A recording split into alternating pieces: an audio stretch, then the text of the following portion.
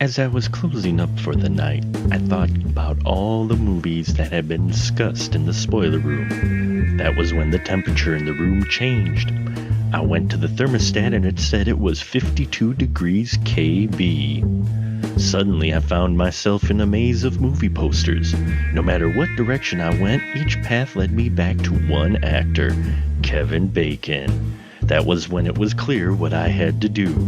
When I snapped out of it, I added bacon to the menu. 2020 was going to be an interesting year in the spoiler room. Yes, my friends, the dish we're serving tonight is bacon borscht. Yes, that's right. It is 52 degrees of Kevin Bacon all year here in the spoiler room.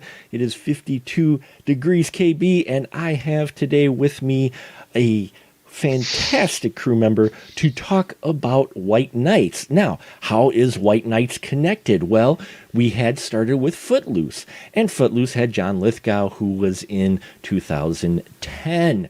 In 2010, he was with Helen Mirren, and Helen Mirren is in tonight's movie, which is White Nights. And yes, the diva of the spoiler room herself, the very talented Dawn, is with me to talk about this film from 1985. Hello, Dawn. How are you? Oh, I am fine. Hard day at the in the mines.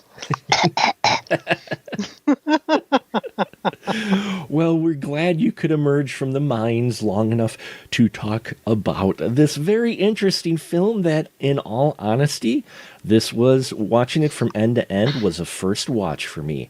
So, Holy cow! yeah. Well, when it came out in 85, the story, I was 10.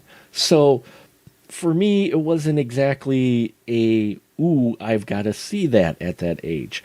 So I had seen bits and pieces on cable, but yeah, I had not seen, watched it from end to end, White Nights, and never really came back to it. And now I'm regretting that I didn't watch it sooner. So, did you want to give the synopsis of it tonight? So first, not only did I see it when it came out, I saw it on opening night. Wow, nice. It was my birthday. Cool. It's your birthday. Go, Dawn. It's your birthday. It was. It was. When it came out. That's always a fun birthday present to yourself, to go see a movie premiere on that night for a Cinemaphiles, because I've done that a couple times too. So, and you like this film, don't you? Yes. Quite a bit.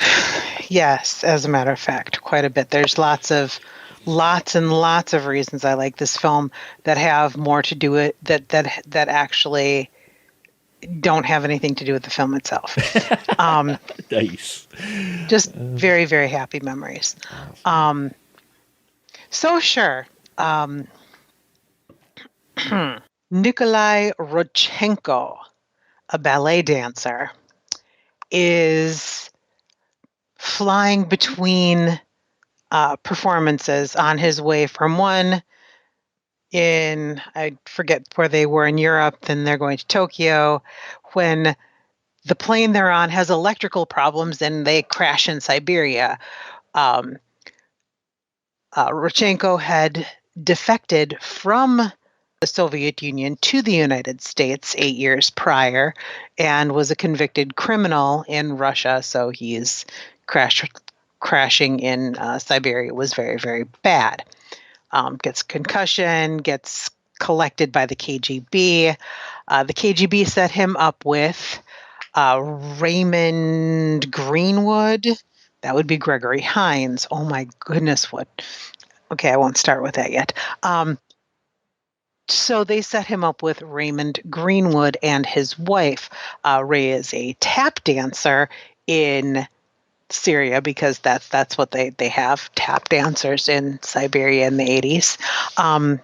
And Ray was also a defector. He had defected from the Vietnam War as an American soldier to Russia because he couldn't cope with many things, the whole post-traumatic stress disorder, bad, naughty, evil things. Anyway, so the KGB sets those two up together and Ray is supposed to convince Nikolai to dance for Mother Russia again, and um, they, through diversity, become friends and try to escape together, except that things do not go entirely according to plan, and Nikolai and Ray's wife escape, but Ray gets caught. This is not a funny movie. It's a heart-wrenching, thrilling, suck you in and keep you there movie. This thing was 2 hours and 15 minutes long, and I did not realize that until this afternoon. I watched it a whole bunch of times, and every single time I've always thought it was too short. It moves. And yeah, you feel like there could be more to this film.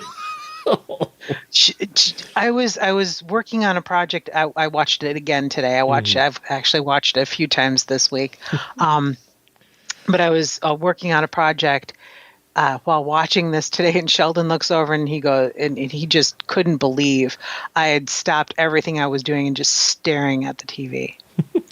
Well, for those younger audience members out there who may not be familiar, not only do you have here basically Mikhail Baryshnikov as Nikolai. And if you're not familiar, when you grew up, especially in the 80s, Baryshnikov was the guy. I mean, when it came to dancing and ballet, and he was the guy. You heard his name all the time.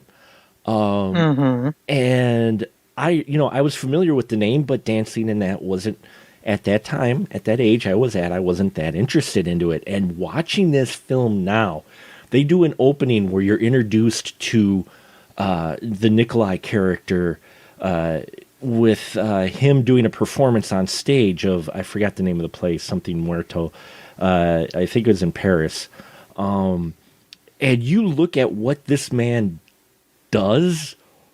Holy, the way he moves his body is just amazing. It's the talent that is there, the strength, the control that he has. I'm looking at some of the things he's doing and it's going, how is that possible? And a thing I noticed too, if you look at him, how he's built, because he's shirtless in this scene, he is nothing but muscle. But he's not the bulky muscle that you see these days. He is athletic, and he's defined, but not in the same way that today's actors and athletes define. His is naturally built, not weightlifting. Yeah.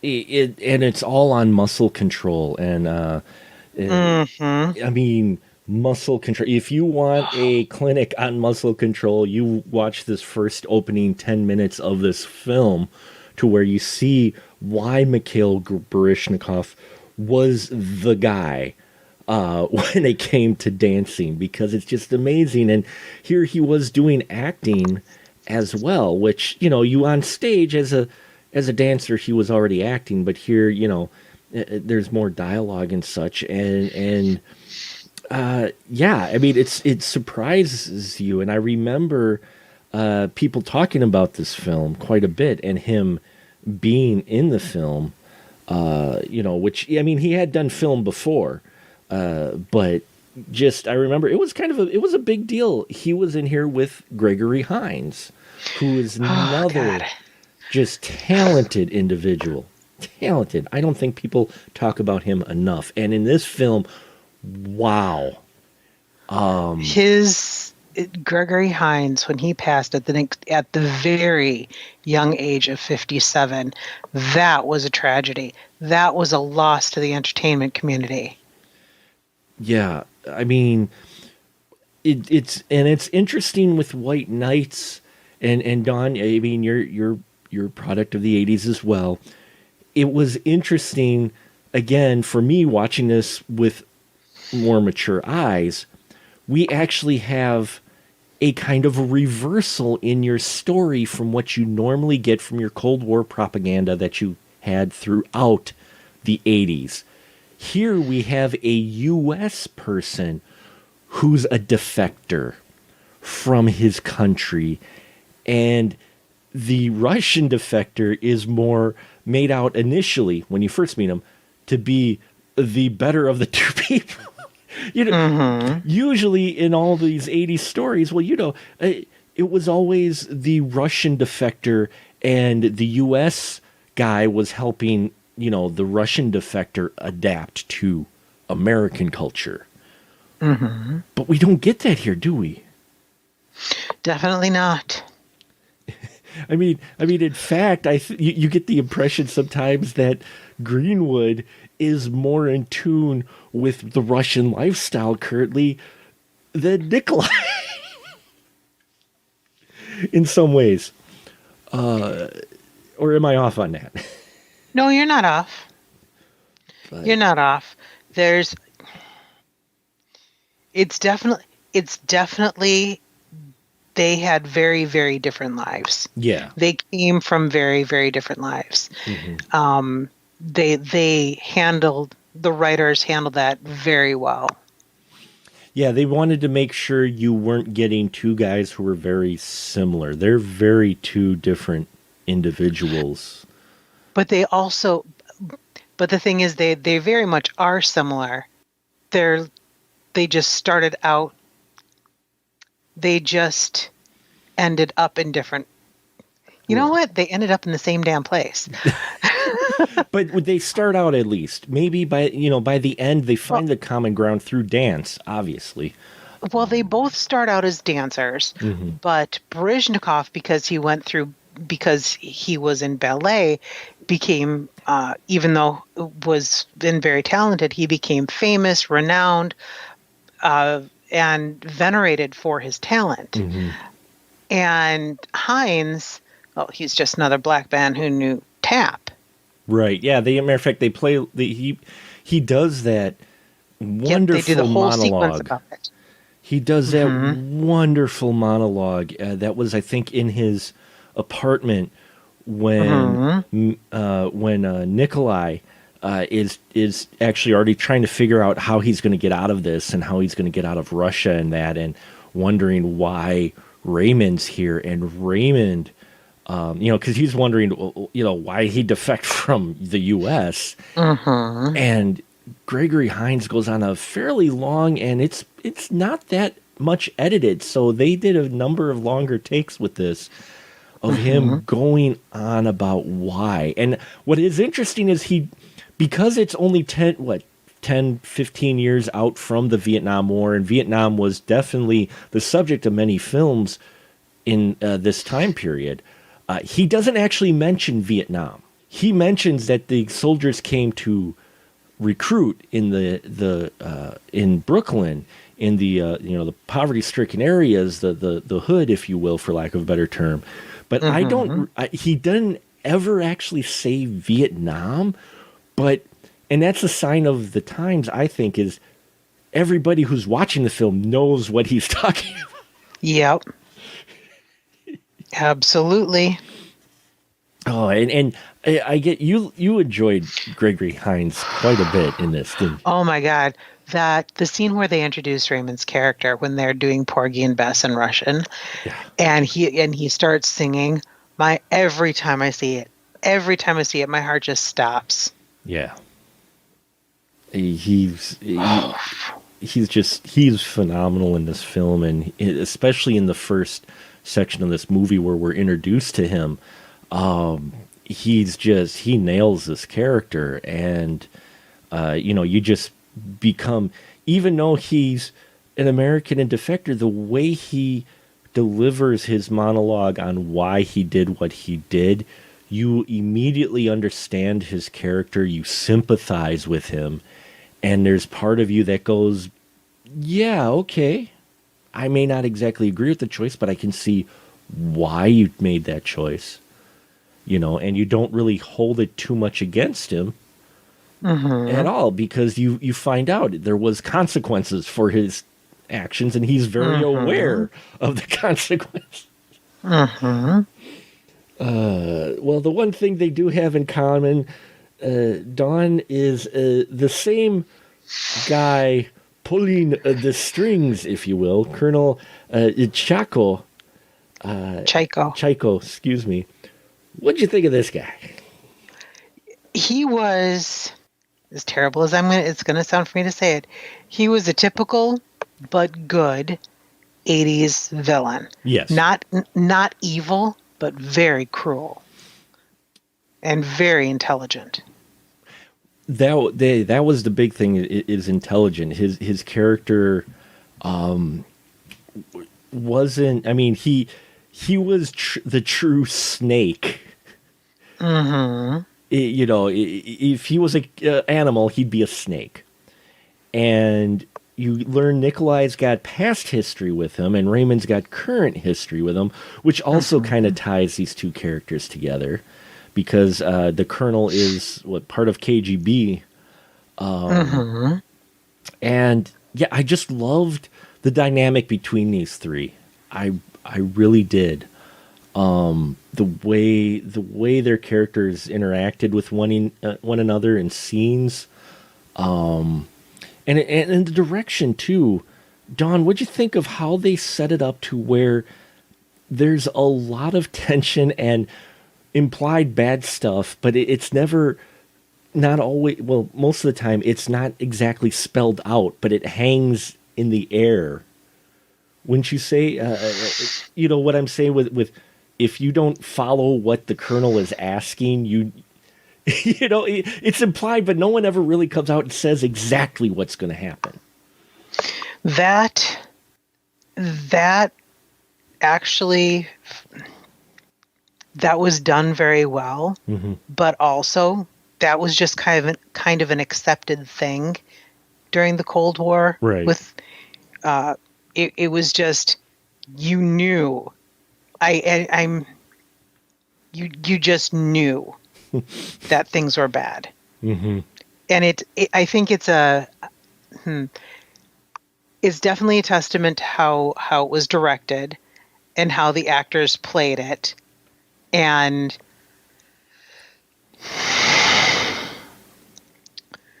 but it was also just an acceptance at the time. And I think that helped create the feeling and made it be so. The film holds up, but part of it is, if I recall correctly, the story is close to Baryshnikov's actual, what happened to him when he defected. Yeah, I remember them mentioning something in some interviews that it was supposed to be like very close to almost like autobiographical in many ways. So the performance by him and and by Heinz having experienced so much racism, because that was the time. There was. They couldn't help but have their real feelings be out there, not just acting. Oh yeah, there's more going on under the surface for real world statements being made through their performances. And you feel that, and it's no wonder how this film is directed so well, because this is the same director that gave us An Officer and a Gentleman, Against All Odds. He'd go on later to do Devil's Advocate, Dolores Claiborne. So Ray.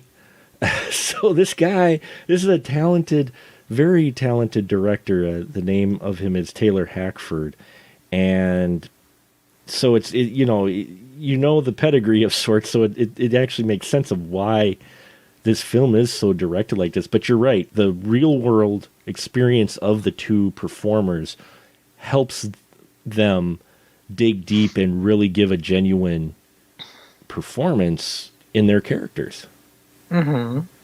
So, I mean, yeah, I loved how these two played off each other, and how awesome is the scene later on where they're trying to get Raymond to get Nikolai to dance, and so they finally, because they realize you're in Soviet Russia, so cameras watch you constantly, so they decide to actually dance. How cool is that dance that they do together? That's amazing. But yeah, they made it clear that everything was either being listened to or videoed from the time that Nikolai was taken to Ray's house, because Chaiko definitely commented on the drunken monologue that he did. Yes. But oh yeah, that that dance, that was another part that I just dropped everything that I was doing and watched. It's a privilege. I mean, watching them dance individually is one thing. Watching them dance together is a true privilege, even on screen. Yeah, because they're doing similar moves, but they still have their own style, and it comes through in the dance. And it's one of those things where you're watching two artists work to get, do a collaboration, and you're just like, it's mesmerizing to watch. You just, the way it flows off each other. And I saw in the credits, Gregory Hines is actually credited with improvography. Yes, he created that. He invented that. He is yeah. Instead of choreography, because Mikhail, of course, did the choreography for his parts, but improvography. Not all his parts. But not all, no. What was the name of the woman? Oh man, I had her name written down. Taylor Hackford. Right. No, that's the director. The director. Why can't I think of the choreographer's name? She's a famous choreographer. I know what you're talking about. I forgot the name too. Let me see if I can find it really quick. But if they have it listed, that's additional. Okay, I'm sorry. Yeah, Mikhail was additional choreography, but let's see. Choreographer was Twyla Tharp. There we go, Twyla Tharp. So thank you. I wanted to bring her name up and then I lost it. Awesome. Twyla Tharp. She's done. Oh, okay. Lots. Yeah. She's a big deal. She is a big deal then. Okay. that would be why. Amadeus. She did before this. Hair. Holy crap. Okay. Yeah, she's a very, very big deal.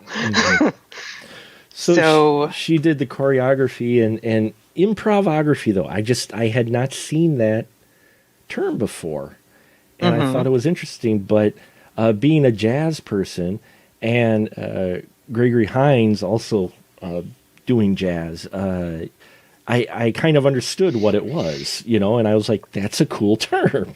And I think what it is, I haven't looked it up yet. I fail. I apologize as a host. I fail. But I think what it is that even though you kind of lay out what you're going to do, it's still some freedom to improv, to kind of go with the flow, so to speak, and just come up with your own thing. But yeah, you can see it in his style, and that's routine that they do together is just cool. And so we've talked about the guys. What about the ladies, Dawn? The ladies. Oh, Dame Helen Mirren and Isabella Rossellini. Introducing Isabella Rossellini. Yes, they did. This was her first film. Such different characters. And very reflective of the time. Very reflective of the time. Just like, but all the characters really were. Oh, Isabella Rossellini as Daria. Daria Greenwood, Ray's wife.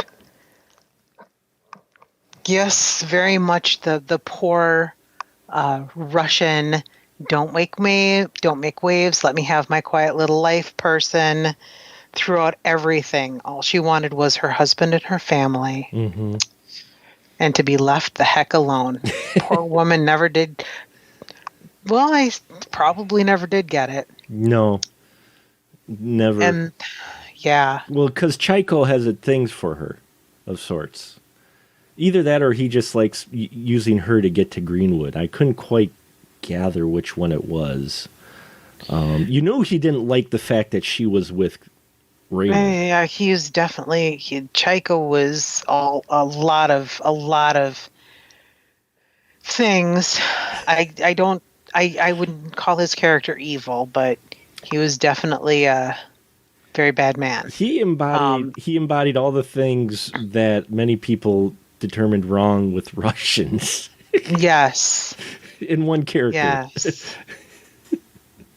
From the racism to the he was racism, misogyny, contempt for anything that was not on the right side of the political line. Mm-hmm. Yeah. But I also like, and it plays into this story later on, especially when they finally get some word to the American consulate that Nikolai is actually alive. Yeah. So, Galina, Dame Helen Mirren, again, a different character, definitely indicative of the repressed womanhood of the time. Right. But using her very little bit of power that she had to help the man she still foolishly had feelings for. Even acknowledging that he was a selfish bastard. Yes, for leaving her, yeah. Mm-hmm. Uh-huh. Although, again, he did the right thing in the end by asking her to come with him the second time. Mm-hmm. He's trying to make up for it, yeah. Yeah, well, yeah. Giving her a choice, at least at that time. Yeah. But, yeah. Yeah, because she helps actually get word to the consulate through people, and this was what's great about Cold War scenes and stuff you don't quite get in today's. And this isn't to get off my lawn. It's just the different culture and the different way things are, like, political enemies and that are approached. But in this one, it's like everybody's putting up a front of trying to make nice. With these guys, when the part of the story that dealt with Galina, and the consulates, it definitely had the smack of a espionage film. Yeah, it suddenly kind of got a bit of element of espionage as you're working in the CIA operatives who, again, Cold War scene, so the KGB know who the CIA guys are, and the CIA guys know who the KGB are, but they're all putting up under different titles. I always loved that about 80s films when you had American and Russian agents like together in the same room. Everybody's being nice, but then you get that dialogue in there, and you're just like, oh yeah, no. If there weren't cameras or witnesses, they'd be at each other's throats. Oh yeah. But yeah, she does use what little bit of power she has to get word, and so they work on getting Nikolai and at least Daria to safety, because they have a connection, and they stage this escape from Chaiko. And you get this scene where it's very important for Russia to put up a front that they're trying to make nice with other countries. And that plays a part in this scene we get later on in the film where they're stopped just short of the American consulate, and you got Chaiko caught between a rock and a hard spot. How do you think this whole scene was played out? Did you like the tension they built up in this? And it's actually kind of nerve-wracking, isn't it?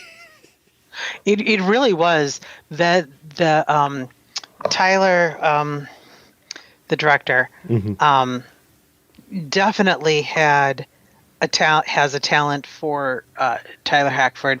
Definitely has a talent for suspenseful scenes, because man, there was nothing but tension throughout the whole thing. And then of course the dancing and singing, song and dance scenes were the release.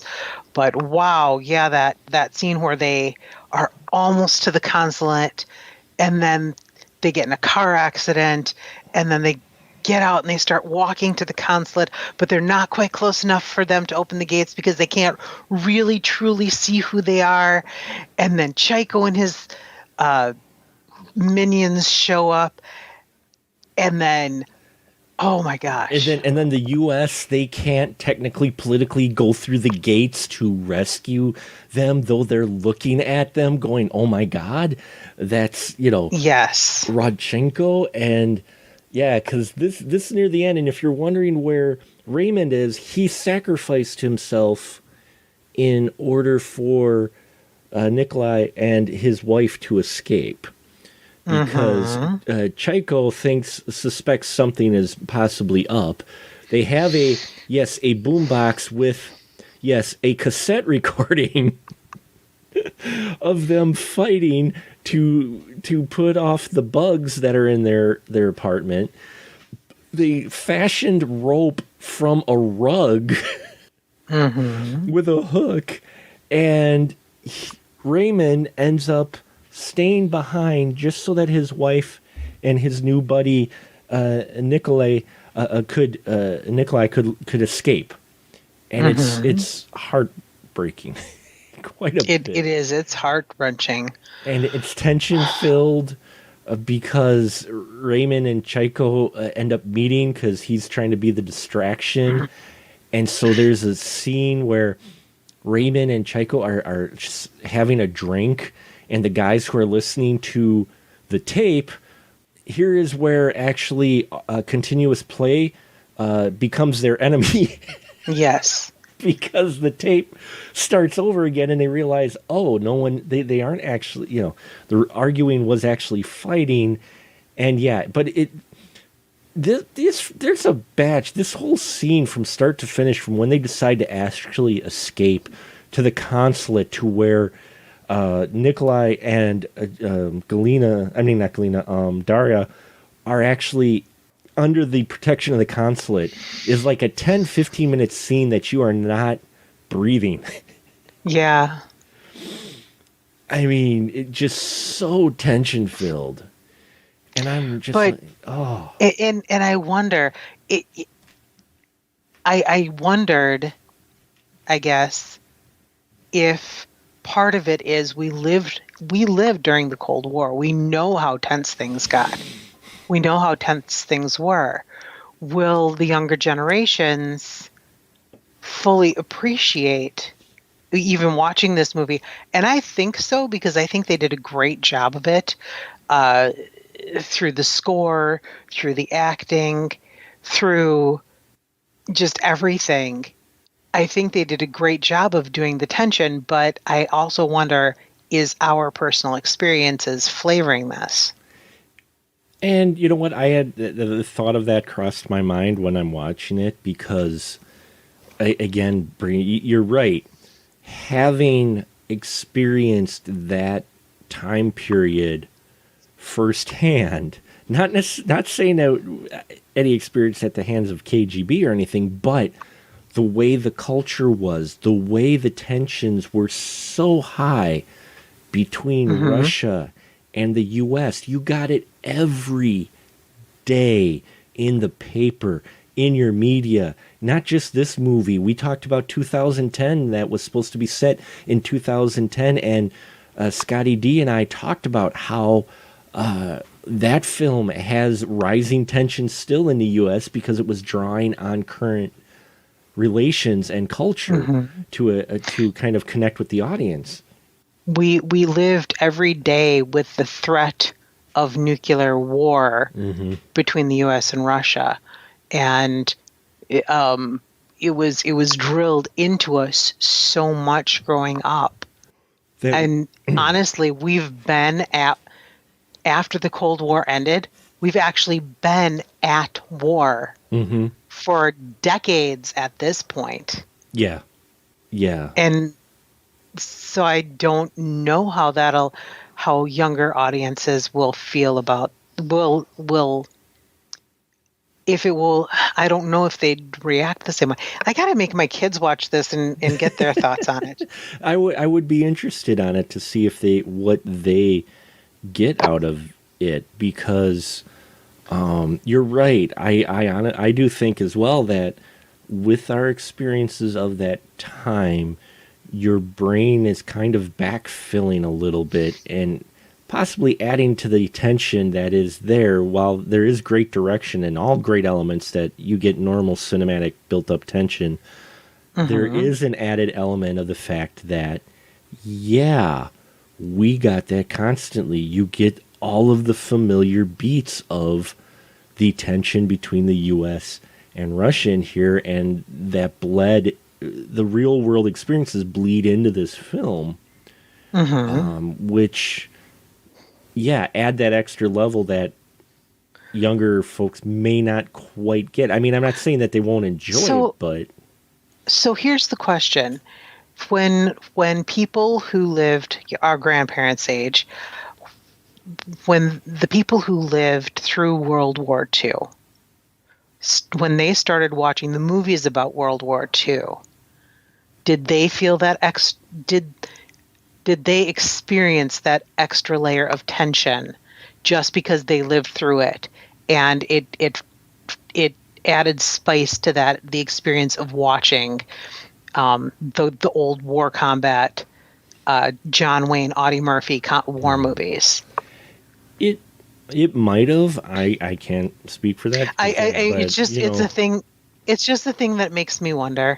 Random distraction, random aside. No, Sorry. It's a good point though, because and I think they might, but at the same time, if you look at the way a lot of those films that came out right after the war, they were still kind of the propaganda machine. So the way they portrayed things in many of the bigger films, at least, might not have been as, you know what I mean? I mean, they still get tension filled if you experience, but, there's a reason why Saving Private Ryan, when it came out, there were a lot of World War II veterans that were, they were emotionally moved, but they also, I remember reading an article, a number of them had thanked Steven Spielberg for finally portraying the way things actually had been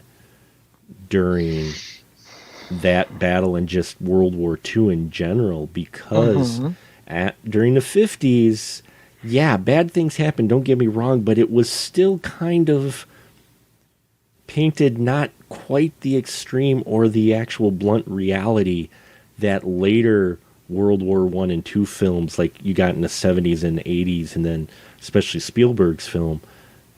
I think in the 50s, 50s and 60s, they were still really trying to portray the heroism of the soldiers and not the trauma that the soldiers actually experienced. Right.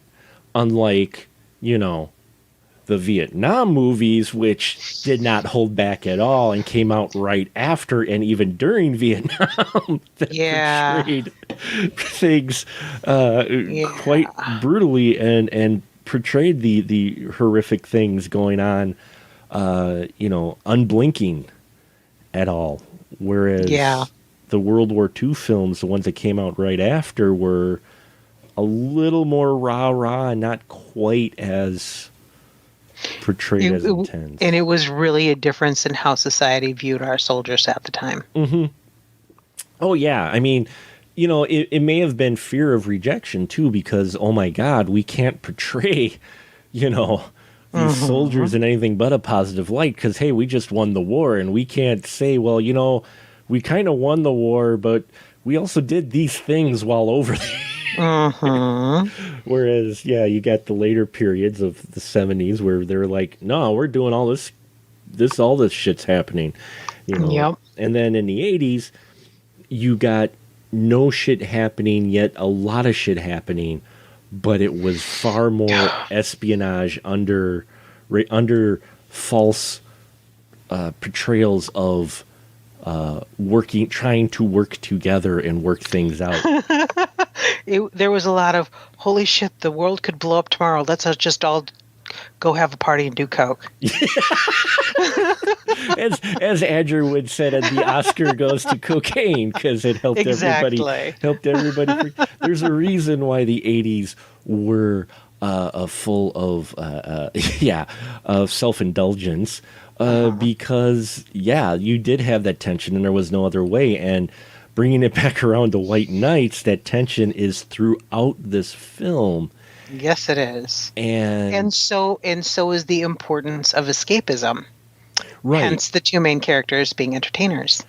Right, because they use entertainment not only for themselves to try to get over the fact, especially once Nikolai he lands in Russia, he eventually kind of gives in and decides to start dancing because this is a bad situation, and Raymond has been dancing to try to kind of forget his situation and his past.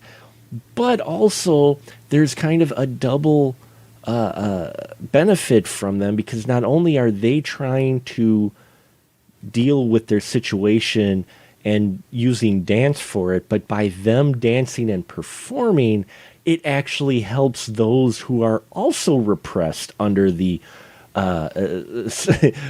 Soviet Union's regime to forget themselves for a while. That's why, like you said, that's why in Siberia, of all places, you have a little town theater where you have Raymond performing, of all plays, Porgy and Bess, and everybody's loving it. Everybody's loving it because it's escape. It makes them forget for a little while that they're going to be going back to their homes, to a cold house with very little food. And at any moment, at any time, a soldier could come knocking to your door and put you in a camp, and you can't do shit about it. Yep, exactly. And I mean, there's a lot, and that's what surprised me, is there's a lot going on in this film. Now, I think I read an article somewhere that said Roger Ebert made a comment of it was a thriller that someone forgot. It was a thriller and made a dance movie.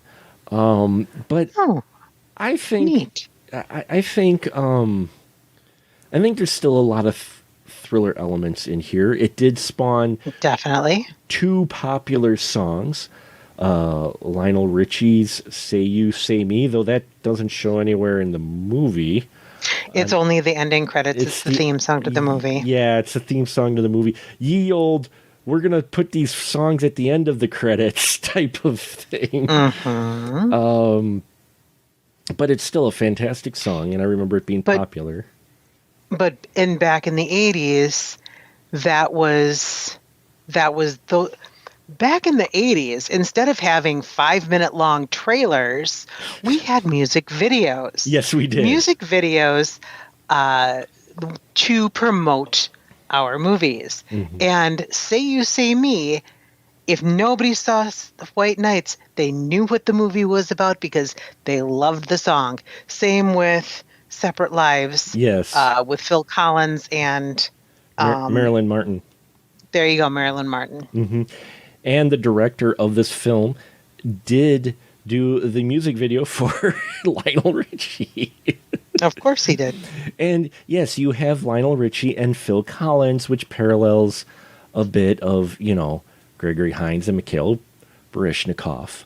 Exactly. So you have 2 songs there. You have 2 different artists that both, love what they love. So, yeah, it is just a really interesting film. And the thing is, at the very end, you're right. You feel like there could be... Oh, that ending. Oh, that ending. I swear, when I saw it, and every time I see it, the first time I saw it, and you think it every time it comes back, you watch it again, too, they're going to take him out and shoot him. Yeah. They're taking him out to shoot him. That's exactly what they're going to do here. Because, that's what we've gotten in the past with films like this, the scene, because the way they edit it, and they do it on purpose, and I could see this is where it's kind of a difference in your cinematic viewing culture today versus back then, in that you don't get a 5 years later or anything. Mhm. You go to the Russian agent realizing he's been, bamboozled. Mhm. They get Mikhail and Raymond's wife to the consulate, and then we almost literally cut to a scene where Raymond's in a car with all these Russian Chaiko, agents, yep. with Chaiko and these Russian agents, and they're driving out, and he's acting scared because he doesn't quite know what's going on, and the audience doesn't either. And you don't realize right away that this is at least months, if not years later. They said something. They do make a comment about him finally being out of prison, Right. but they don't really say how long he's been. I don't recall them saying specifically how long he'd been in prison. No, they don't.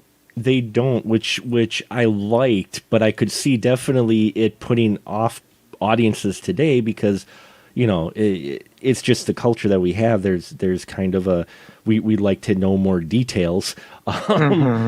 Because you're not sure, but it's got to be enough because he's not looking too hot.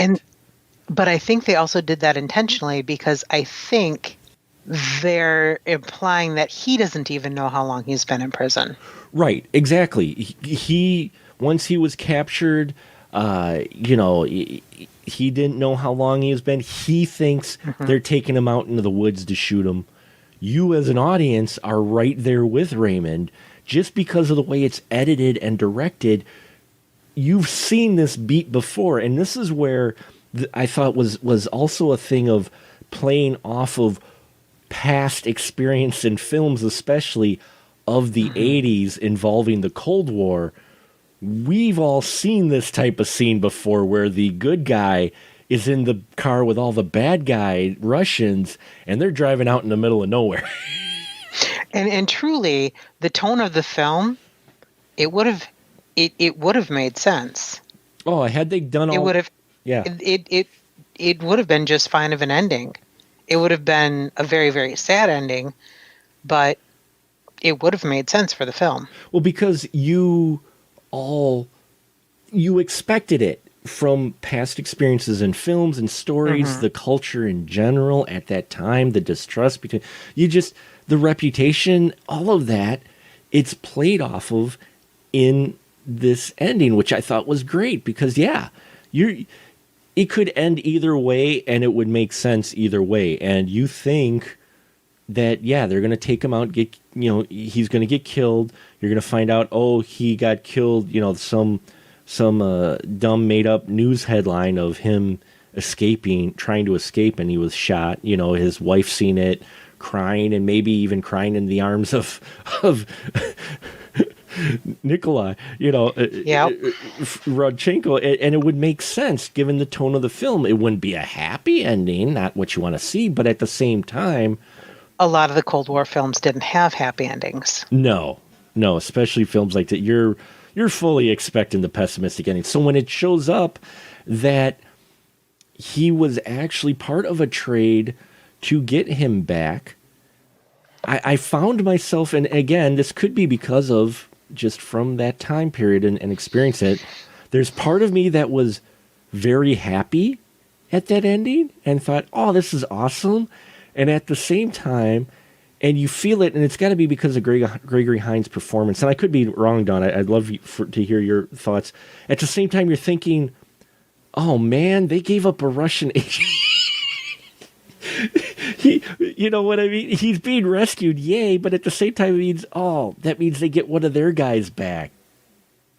Damn. But the thing is, during the exchange, while Raymond is hugging Daria and still trying to adjust to the idea that he's free, he's actually going to live, from the Soviet Union.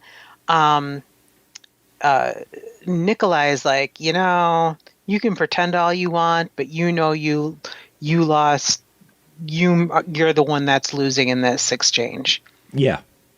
Because Raymond's more valuable than the prisoner we just exchanged for him. Yep. He does give that kind of smile to the Chaiko, and he's just like, yeah, you know what? Yeah, Yep. you guys, we got the better end of the deal on this. Yeah. So they don't necessarily say why he's more valuable. They just come straight up and say, you know what, you got the short end of the stick on this exchange. Mhm. You can pretend otherwise, but you know it. And Chaiko doesn't deny it. No, he doesn't. And also with this exchange, in that you get the feeling that he'll at least be able to live in the U.S. a little bit without too much animosity for having defected. You know, because of the fact he was there for a while, at least in prison, and he had done his, if anything, for lack of a better term, penance for defecting the U.S. in the U.S. eyes. I think. Well, and the implication being that he was being exchanged as a political prisoner. Right. So, yeah. It was fully politically, yeah. It was a political thing. So as we're chatting about this, I just realized something that I want to backtrack a tiny bit. yeah, sure. No. One thing I do like, one thing I really appreciated that they did that may have been done differently had this been a modern film. I mentioned earlier that they didn't do a lot of humor in this. I mean, there were some humorous parts, but they didn't do straight up humor in this. And correct me if I'm wrong, but in a more modern film, they would have, when Raymond stayed back with Chaiko to let Nikolai and Daria escape, and Gregory Hines Raymond is sitting there as Chaiko hears the audio recording of Ray and Nikolai talking, and Ray's kind of looking scared and not really knowing what to do, and then in a panic attacks Chaiko. In a more modern movie, wouldn't you think that they would try to pull off a cocky smile, kind of, yeah, I did that, screw you? Yeah, I could see that. I could see them maybe playing that way. Because I would think that in a more modern movie, they wouldn't want to make one of their main heroes look afraid. Oh, definitely. I mean, that's one thing that is consistent throughout this, is that both our main characters, Nikolai and Raymond, are terrified constantly. Yeah. They show bravery where needed to, but even in their just sitting there in daily, they are terrified, as is Raymond's wife, for good reason. But it shows. It's not covered up by any type of machoism. It's not, which is. Go ahead. Even the one part that I can think of offhand that was even somewhat humorous was the 11 pirouettes for 11 rubles and the kind of cocky dance after that. Oh, yeah. That was a little bit humorous, but they immediately sobered up. Mm-hmm. Oh, yeah, a little bit of a dancing, pissing contest. Mm-hmm. Which was something that ran across my mind in this, Dawn. And I hope I don't sound horrible in saying this, but I think, and this is in a good way, we have two heroes here in the mid-'80s, two male leads who are dancing. It's not exactly equated with your male archetype back then, especially for a film that's got the espionage thriller type of angle to it. And here they are dancing, not like manly dancing, they're interpretive dancing. Which is not necessarily equated with your typical male stereotype film character. Am I off on this? You get what I'm trying to say with you're not wrong, and I'll go a step further. Both of them are people of color. Yeah, They are not both non-white. you have two leads who are non-white in a mid-'80s film, and in fact, the majority of the cast. I mean, you have Helen Mirren, who must have been going through a Russian phase because she was playing a Russian in 2010. So, but yeah, your two main leads are not Caucasians in a mid-'80s film, which another kind of makes this film kind of stand out. And the name White Nights actually comes from the idea of the long days you get during the winter months. It was winter, right? Or is it summer? No, winter months, correct? Or is it the summer? Yeah, it's winter. I forgot which. Yeah, winter in Siberia, to where the sun is out almost all the time. So you don't get any night scenes in this film, which is weird. Well, you do, but you have to be told. Well, yeah, that it's night, right? I mean, but visually, you don't actually get any night scenes either. Which that's where the the film is called White Nights, and that's because of the continuous daylight. And yeah, your two leads. So it does make this an actual. While it is a window into the '80s with some of the with the U.S. relationship, the stuff they do in this film was different than a lot of films of its time. And I found it fascinating, and that's why I'm kicking myself for not watching this film a lot sooner. And you see why I insisted on being part of this chat. I am so glad you were, and I am so glad I was in my crazed fury of weeks of planning our 52 degrees KB. For why I was motivated to do it, I'm not sure, but I'm glad I did, because I was able to work a film of this nature into the mix.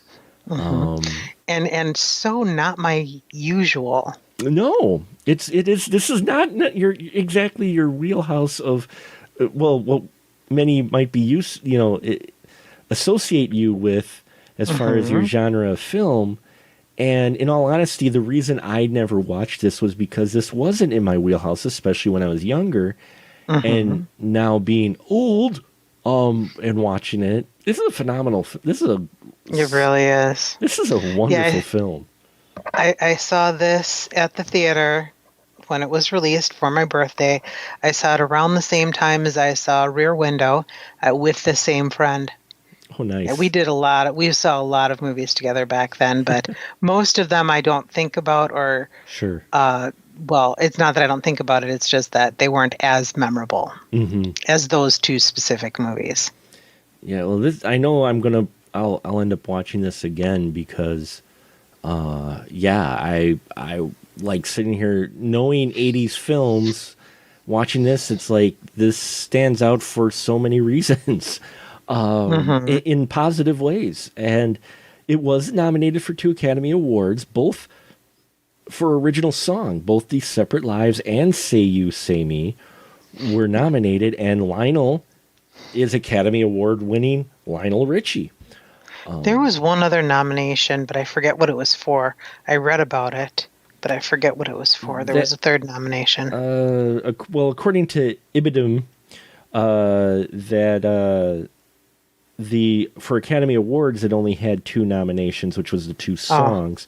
But Golden Globes, Lionel Richie won again there, but both original song and original score were up at the Golden Globes.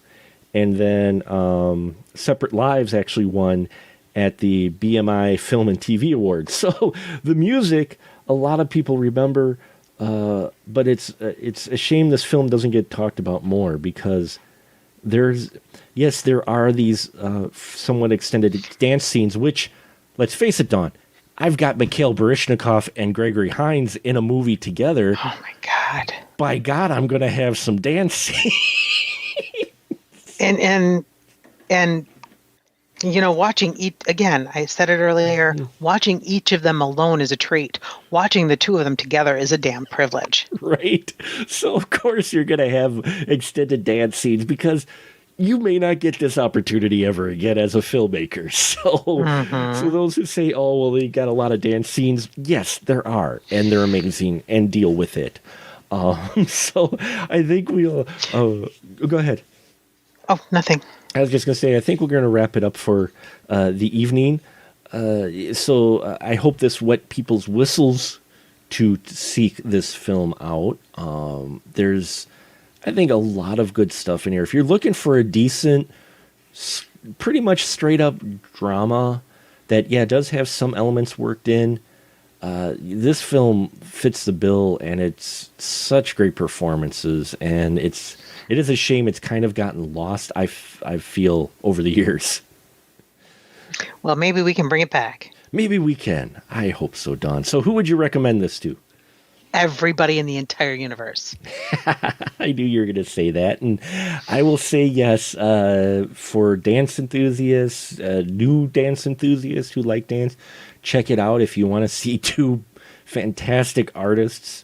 Great performance by Helen Mirren. Everybody involved does well in here. And yeah, I'd recommend it to just about anyone who likes just a really oh my gosh film. Huh? We forgot the actual only comedic. I mentioned comedy a couple times, but I never thought to mention the actual only comedic relief in the entire movie. Oh, wait, go ahead. John Glover. John Glover, yes. How could we forget John Glover? Yeah, you're right. But the thing is, he exudes comedy. I mean, it's like breathing for him. But even his comedy was tense. In this film, yes, it was. Not quite a role you would expect to see him in, but... No, I'd forgotten he was in it until I started watching it. But yeah, John Glover. John Glover's in it too, and adds a little bit lighter with his portrayal. I think Scotty D might have died had we not mentioned him. Yeah, he might have. he might have been screaming through the radio. What the hell?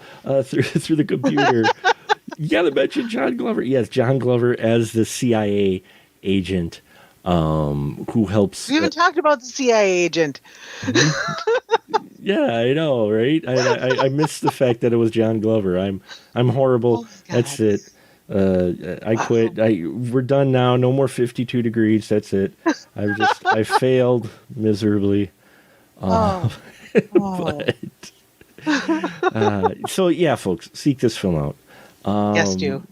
And so we'll wrap it up. And this is where I give my wonderful crew person the license to shill. So Dawn, I know what you're going to plug.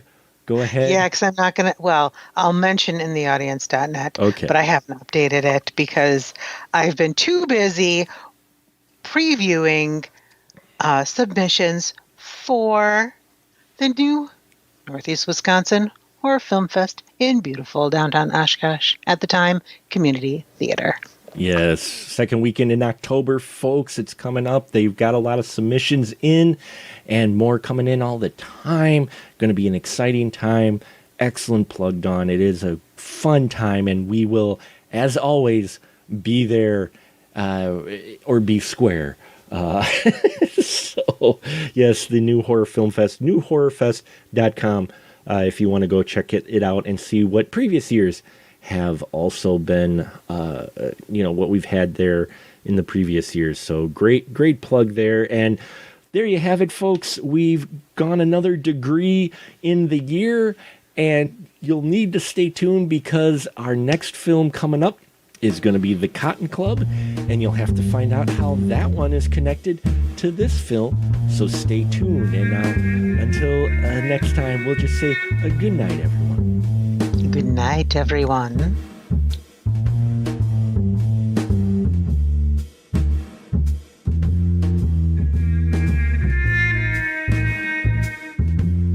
Hey, all my friends out there looking for more spoiler room goodness? Then why don't you check out our brand new Patreon page, patreon.com/specialmarkproductions, where you can get access to exclusive spoiler room episodes and a whole lot more. You can also find us on Facebook groups at SMPRD and on to Twitter at SpecialMarkPro. Let your voice be heard and let us know what you would like to see in the spoiler room, as well as just how